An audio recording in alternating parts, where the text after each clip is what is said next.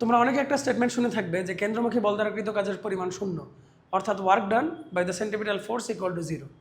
ব্যাপারটা একটু অদ্ভুত না? আমি একটা জিনিস বৃত্তাকার পথে ঘোরাচ্ছি, বাট আমি নাকি কোনো কাজ করছি না। এটা কীভাবে সম্ভব? কিন্তু আমি তো বল দিচ্ছি, আমি তো একটা ফোর্স অ্যাপ্লাই করছি। ব্যাপারটা খুব চমৎকার। দেখো, ধরো আমি যে বলে এটাকে ঘোরাচ্ছি সেটা হচ্ছে এফ, এবং এফের দিক হচ্ছে কেন্দ্র বরাবর, এবং খেয়াল করে দেখো এটার স্মরণ হচ্ছে স্পর্শক বরাবর। আমরা জানি কোনো বস্তুকে আমরা যখন ঘোরাবো তখন স্পর্শক বরাবর এটার স্মরণ হবে। তাহলে এস আর এফের মাঝখানে কোণ কত? 90 ডিগ্রি। এখন আমরা কি জানি? কাজ ইকুয়াল টু হচ্ছে এফ এস কস থিটা বা এফ এস কস 90 ডিগ্রি। তো দেখো কস 90 ডিগ্রির ভ্যালু কিন্তু 0, সো পুরো কাজটা 0 হয়ে যাচ্ছে।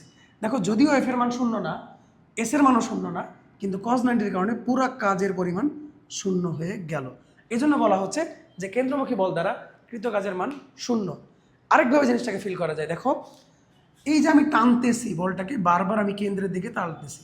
বলটা যখন এখানে তখন টানতেছি, বলটা যখন এখানে টানতেছি, যখন এখানে টানতেছি, কিন্তু এই টানাটানির ফলে আমি কি এটাকে এক বিন্দুও ভিতরের দিকে নিয়ে আসতে পারছি? আমি কিন্তু পারছি না। এটা আগে যদি 5 মিটার দূরত্বে থেকে থাকে, এখনও 5 মিটার দূরত্বেই আছে। তার মানে কেন্দ্রের দিকে আমি এটাকে টেনে আনতে পারছি না। এজন্য বলা হয় কেন্দ্রমুখী বল দ্বারা কৃত কাজের পরিমাণ শূন্য, বা work done by the centripetal force is equal to 0।